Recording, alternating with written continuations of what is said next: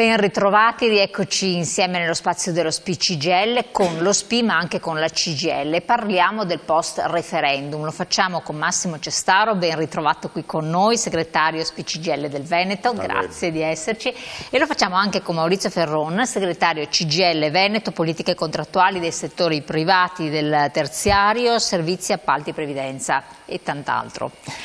Allora, incominciamo con lei, segretario CGIL, quindi lavoratori. Avete indetto questo referendum, abbiamo visto, poi vedremo anche un po' delle immagini, gli esiti, non è passato e tante sono state le valutazioni e le considerazioni che sono state fatte da più parti.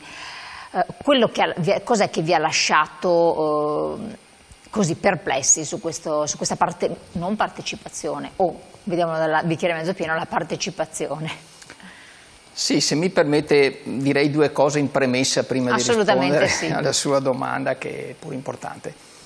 No, la premessa implicitamente risponde a una domanda: ma perché i referendum? Perché promuovere il referendum sul lavoro? Come sa, la CGIL ha promosso i 4 referendum che riguardano il lavoro, tema precarietà, licenziamenti e salute e sicurezza. Allora, 2 punti fondamentali in premessa sono questi. La nostra Costituzione prevede 3 forme di partecipazione dei cittadini, che è un po' l'attuazione del principio scritto nell'articolo 3 della Costituzione, no? La piena partecipazione dei lavoratori alla vita sociale, politica e economica. 3 forme, naturalmente il voto politico, quello ovvio, certo. Lo sappiamo tutti, ma a parte quello, le proposte di legge di iniziativa popolare e i referendum come forma di democrazia diretta. Ecco, tenga conto che nel 2017 la CGIL ha raccolto 4 milioni di firme per un disegno di legge di iniziativa popolare su una riforma complessiva dello Statuto dei diritti delle lavoratrici e dei lavoratori, alla luce naturalmente del mutato contesto anche economico e lavorativo. E per 3 referendum, uno di questi era proprio sul tema dei licenziamenti. In quel caso non è stato convalidato, per cui non si è andato al voto. Gli altri 2 erano, fatalità di nuovo, i voucher e gli appalti, che sono stati superati perché nel frattempo il governo ha modificato la legge.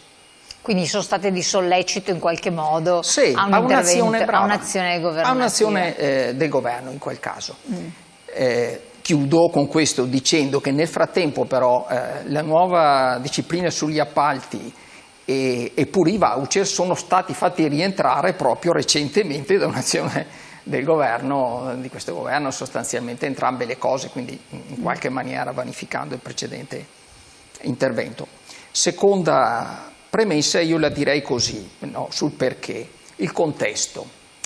Ecco, il contesto è questo.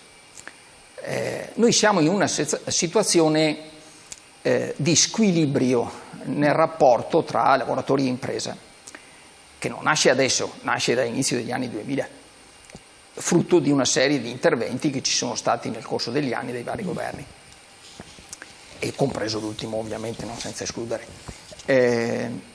Questo ha portato a una situazione di questa natura. Intanto abbiamo quasi stabilmente uno stock di lavoratori con vari contratti precari, part-time volontari, termine e così via, attorno al 30% della forza lavoro. Seconda cosa, i redditi dei lavoratori in Veneto, più di metà, il 52% dei lavoratori dipendenti in Veneto hanno un reddito attorno ai 14.000 euro annui, vuol dire 1.000 euro lordi al mese. Questo è il reddito dei veneti, non sto parlando di altre parti. Peraltro la media veneta è più bassa di quella nazionale, se vogliamo vedere. L'altra metà, il 48% circa, prevalentemente fatta di contratti più stabili e a tempo indeterminato. Prendono meno dei pensionati, per intenderci. Sì, no, i pensionati stanno ancora peggio. Hanno un reddito attorno ai 30-34.000 euro, la media fa 24, tra l'altro poco più, 24.500. C'è un problema di redditi bassi, ma è un problema di redditi bassi che è dato soprattutto da quella forma di precarietà e, se vogliamo, anche di debolezza anche legata, se vogliamo, al rischio di licenziamenti e così via, illegittimi, che ha depotenziato anche la capacità dei lavoratori di contrattare adeguati cioè vuol dire una sorta di appartenenza. Se uno dice io non sono inquadrato, non ho una stabilità lavorativa, non mi sento neanche parte integrante per potermi pronunciare dal punto di vista di tutele eventuali. Sì, ma è difficile anche avere forza contrattuale sia nel rinnovo dei contratti nazionali che in quelli aziendali dentro una condizione di precarietà e debolezza. Però c'è un dato ancora di più, se vogliamo, oltre al reddito.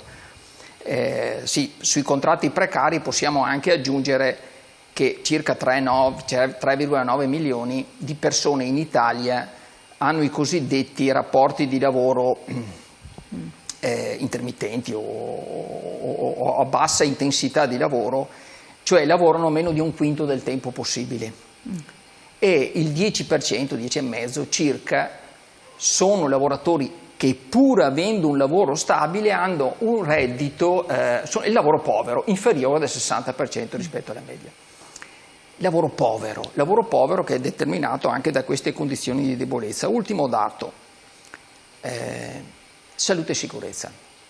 Allora, è un tema enorme e rilevante. Quest'anno in Veneto, nei primi 3 mesi, abbiamo avuto 21 persone che hanno perso la vita nel lavoro. L'anno scorso erano 7 nello stesso periodo. E ci sono 70.000 infortuni ogni anno. È un dato impressionante perché questi 70.000 infortuni sono poi la base su cui avvengono anche i casi più pesanti. La maggioranza di questi infortuni, in senso generale in Italia ovviamente, attorno al 70%, avvengono proprio in tutto il sistema degli appalti, subappalti, appalti a cascata e così via.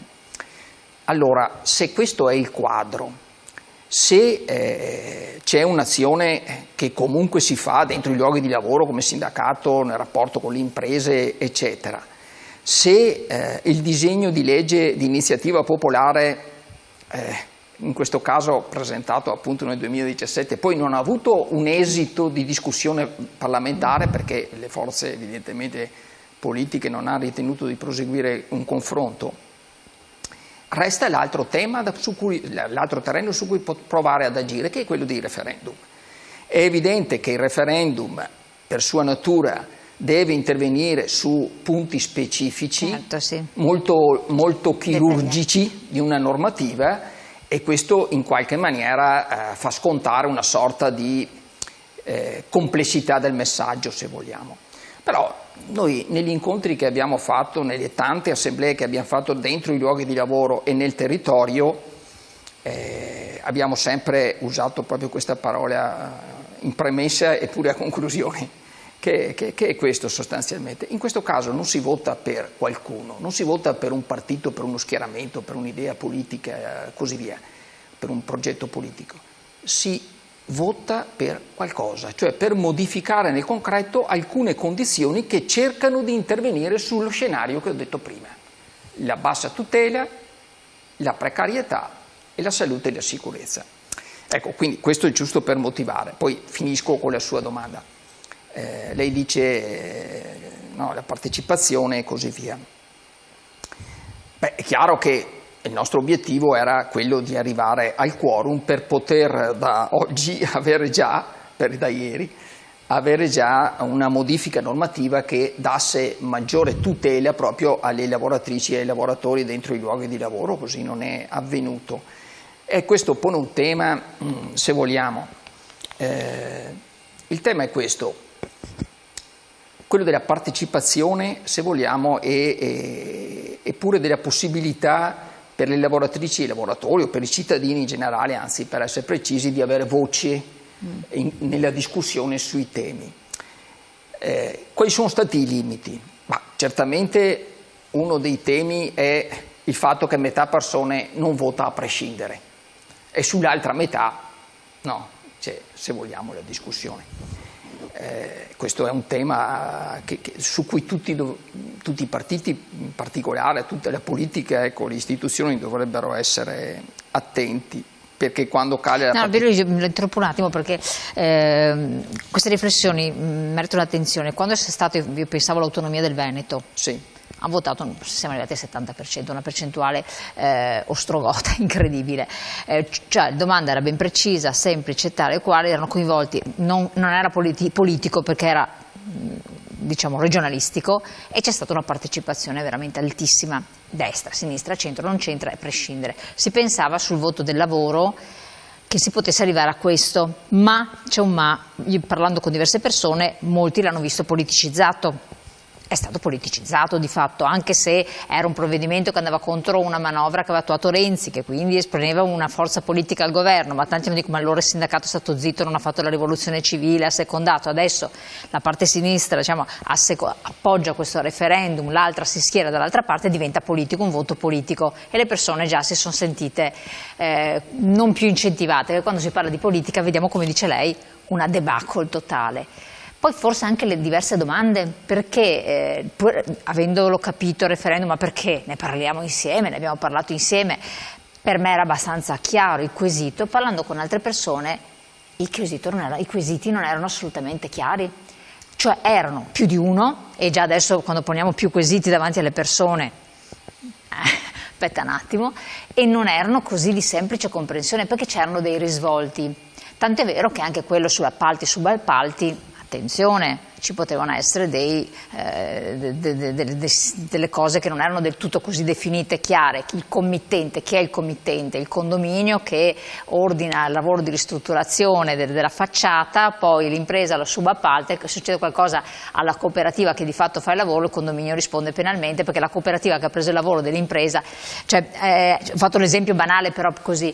Forse se solo era la domanda sui licenziamenti legittimi, molto semplice, forse solo una, e non fosse stata con risvolti politici, magari avrebbe avuto un consenso maggiore, ma quello della cittadinanza è già là, e abbiamo visto anche gli esiti. Cittadinanza, chi è andato a votare si è espresso in percentuale minore con il sì, è andato più sul no, quindi c'erano delle cose forse un po' critiche, bisogna andare più forse sociologicamente a capire la valenza di questo. E poi, tanti mi hanno detto, sì, fosse stato un sindacato, lo SPI-CGIL non si capisce perché, sembra che non sia CGIL, ma sia un sindacato pensionati, no? Che siano i pensionati, accoglie più consenso. La CGIL è sindacato lavoratori e i lavoratori non si sentono più rappresentati come prima.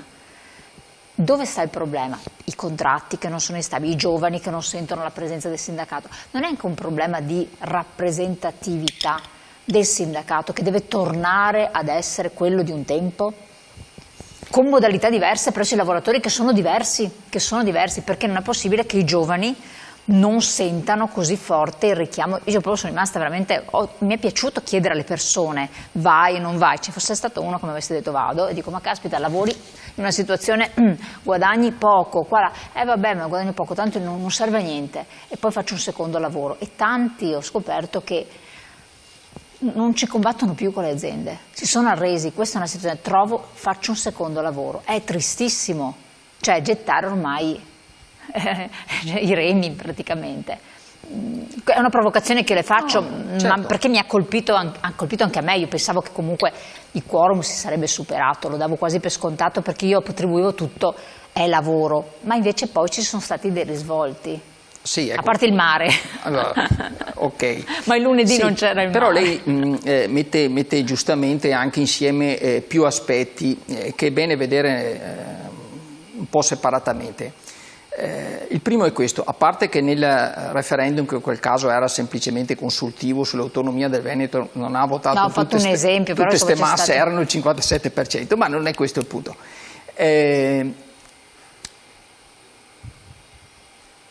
Il tema è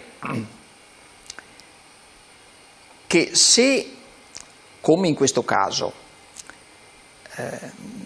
si invita all'astensione, avendo già una base di cittadini che per disillusione, disaffezione, per chissà quale altro motivo non vanno a votare, è evidente che si spinge ancora di più al non voto, ma non discutendo di contenuti. Allora chi è che ha politicizzato? Chi ha politicizzato e chi ha invitato all'astensione.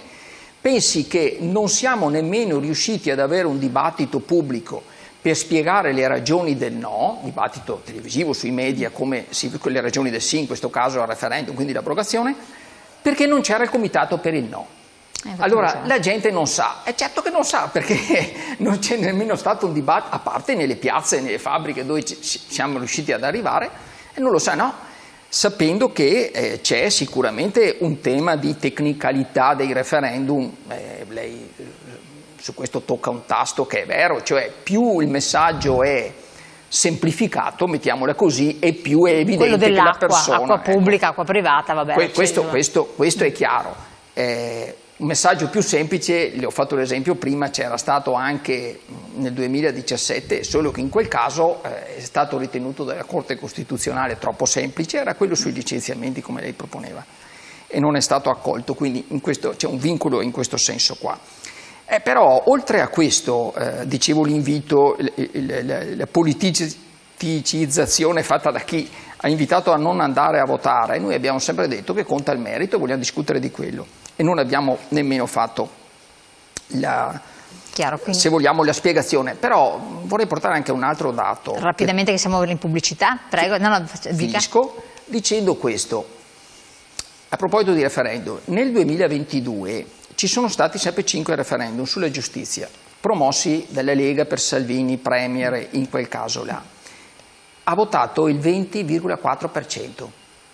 Allora, questo è per dire che cosa? Che bisogna cambiare il quorum, sostanzialmente. No, è troppo alto. Questo segnala ancora di più un problema di democrazia, se vogliamo, e di partecipazione. Allora, dire la CGIL è riuscita a portare, la CGIL mica solo, insomma, no, c'è stata una discussione pubblica, eccetera, il 30%, significa che ha fatto molto di più di quello che sarebbe il suo normale bacino, certo, se vogliamo, di rappresentanza. C'è poca partecipazione, e questo resta un problema trasversale, comunque sia politico, referendario o quant'altro, c'è poca partecipazione. Andiamo a analizzare anche questo aspetto, vediamo anche chi comunque è stato coinvolto, perché vuole essere coinvolto, è sempre stato come non più lavoratori ma pensionati, e lo facciamo dopo la pubblicità.